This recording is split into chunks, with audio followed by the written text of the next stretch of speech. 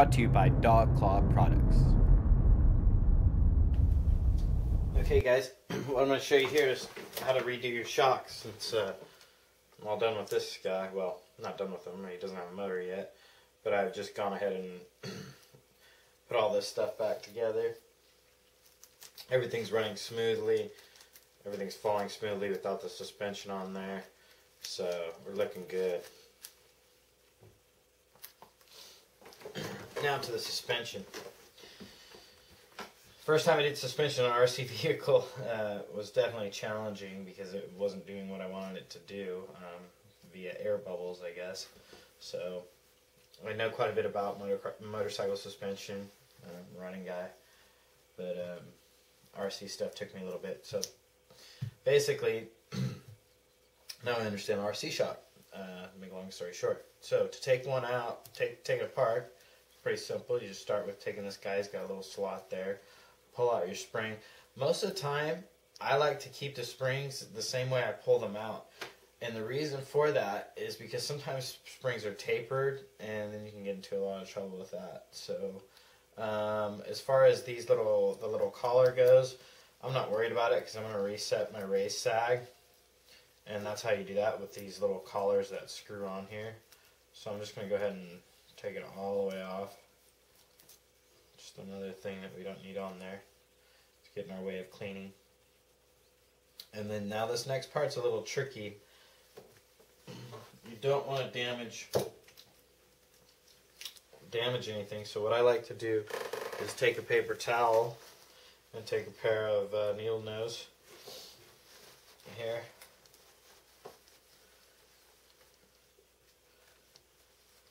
Just kind of stuff this in between the paper towel and there.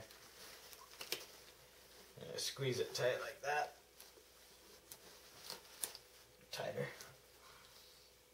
And what you can do is put a little guy in here.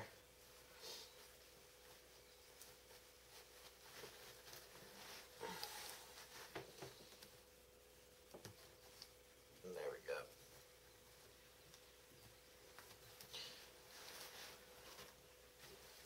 You do want to pay attention to how far that was in there. For example,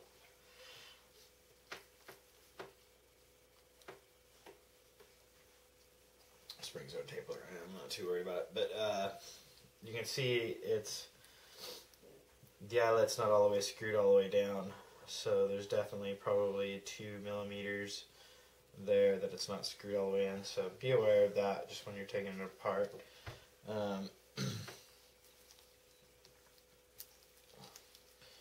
So now for the nitty gritty.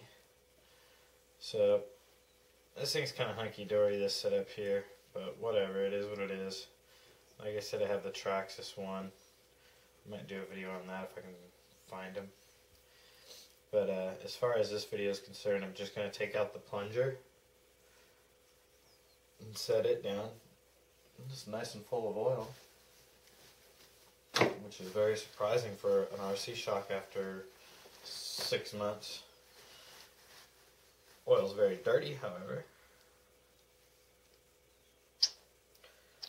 It looks like some 15 to 20, 25 maybe. But I'm saying 15 to 20 weights probably in there, I'm not for certain.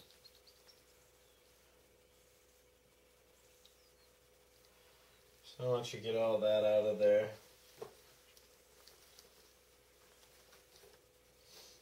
all the old stuff, maybe rag off to the side, and go ahead and take it down a little bit further. I'll pull this guy off, just the way you found it. Push this guy out, like that. We're going to take our dental tool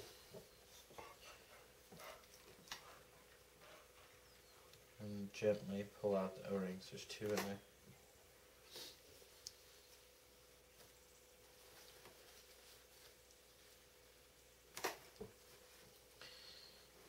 And you can get a Q-tips and go all nuts and crazy. I'm I'm just going to spray this out with some carb cleaner.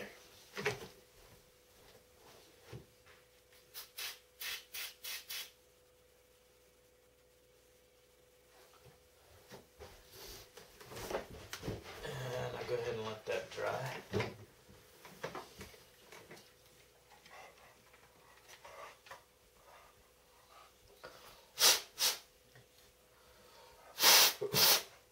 I like to blow in these holes to make sure they're not clogged. You don't want them clogged with anything. And then just give everything a good thorough wipe down.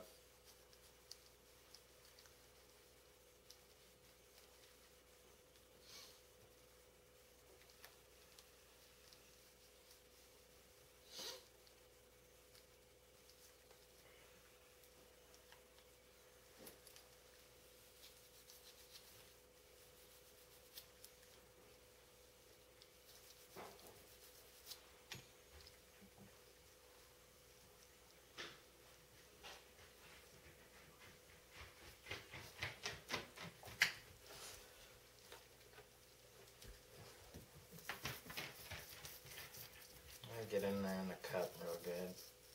Because any dirt around your shock is just going to get in there and make it leak faster. So.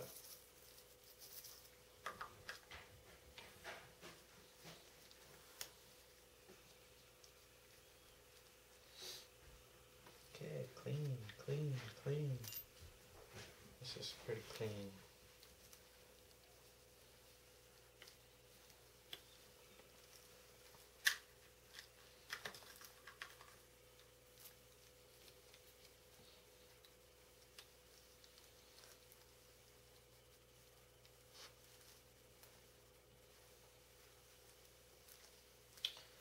Okay.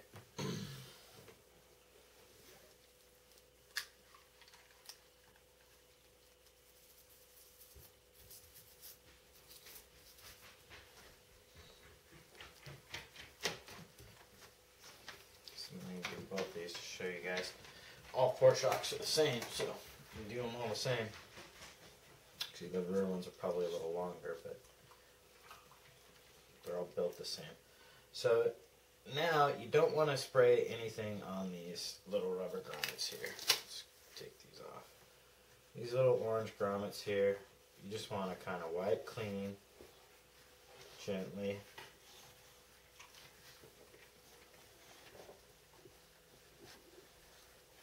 Nothing with carburetor cleaner on it. If you get carburetor cleaner on these little O-rings, it'll stretch them and ruin them. Not a big deal, you can get more, but it's a pain. So get those as clean as you can. Just a dry towel. Like I've done here. And then you take your grease. I mean, they sell shock snot and all that stuff, and it's great and yada yada yada, but it's expensive. And I don't have any. So I just use, well, what I always use, because I don't buy shock snot anymore because I think it's ridiculous. It's so expensive. I'll just take some grease and grease these really, really good with that motocross grease or automotive grease, or, you know, this is just some Bel-Ray grease. So just make them all nasty. Once those are, blow everything out, make sure everything's dry. Go ahead and stick those back in there. Goop them in there nice and good. Don't be shy with the grease there. And what this does is it helps keep the fluid in the shock. So, and it also helps from ripping when you push it back through. So I'm pushing it back through here, shock bottom. I'll go ahead and take the little spacer here, this little guy.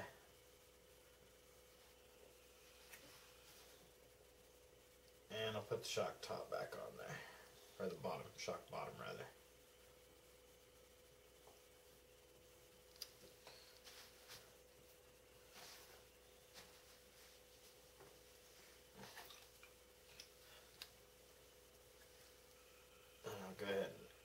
snug that up.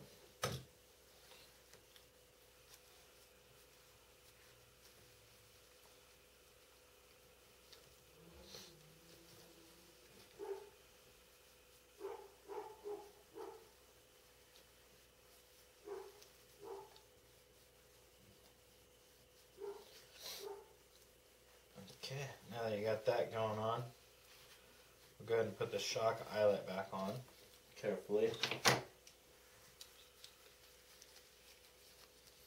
Just I'm going to use a rubber glove here. And remember, we just want to be careful on how far we screw it down. That's why I kind of haven't done this one, so I can tell how far they have it on this one. Because stock seems to be pretty good for me.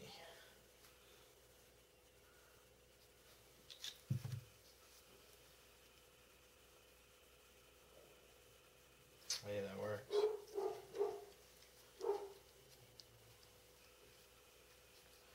I just continue wiping everything down. Okay, so now once we've got the shock, obviously we've cleaned it. We've restuffed the bottom with grease so it helps hold the shock oil. We're going to go ahead and dump some shock oil in here. We're going to use 30 weight for the front and just go ahead all the way to the top. Now with this, you want to be careful not to push the plunger past the top, past the oil level. So you want to get it up to the oil level but not past it. So you have to be really careful.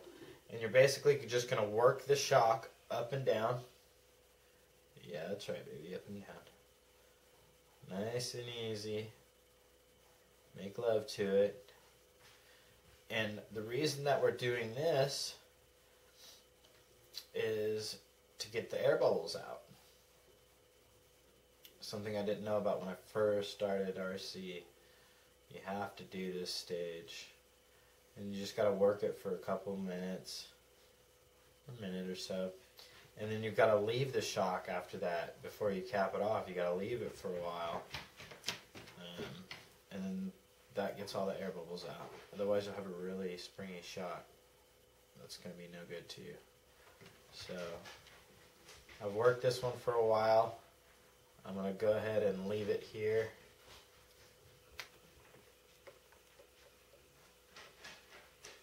And while I'm just letting that one settle, I'll go ahead and tear into the other one just to show you guys.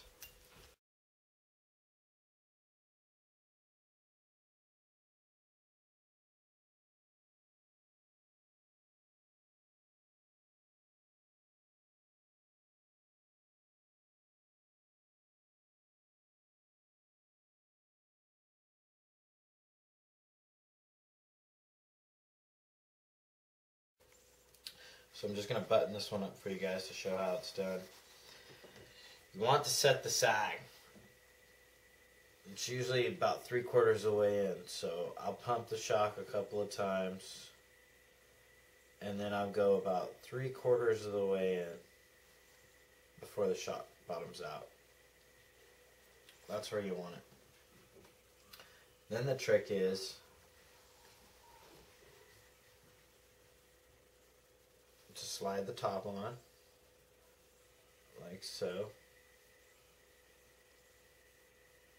with this guy and this guy. And slowly screw the top on as you're holding the bottom piece. Don't let this come down, and slowly screw this on as to let any air out. Give it a chance.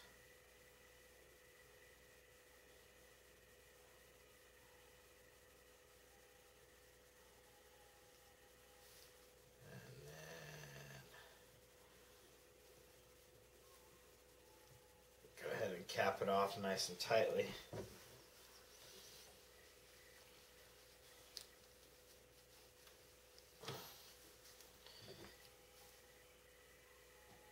Basically what you want to see is this come down,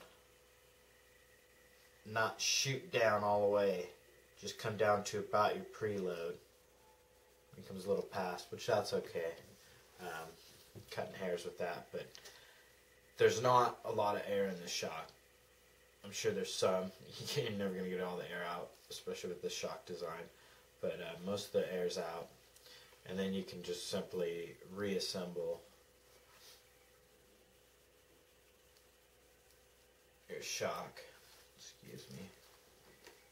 I'm gonna need this guy.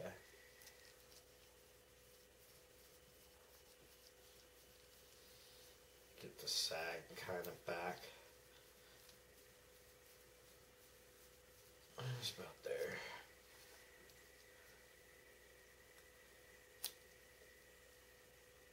Go ahead and work that in. Once you're all done, go ahead and give it a squeeze.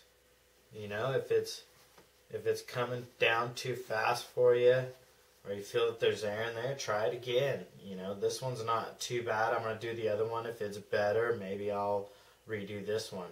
It's maybe a little springy. I could probably get a little more air out of there maybe. But basically, that's essentially, you know, the steps. And you just got to learn by feel. Once it's on the car, you know, it should just rebound nice and slow. This one feels like it might have a little air, but I can work on that. I can, you know, you might have to do it a couple times, but you'll get it. And then once you get it, you're like, oh, okay, you know, that feels like shock. So there you guys go. That's how you're going to redo the shocks. I'm going to redo all four. Again, 30 weight in the front. I'm going to do 25 in the rear, and we'll come back to you.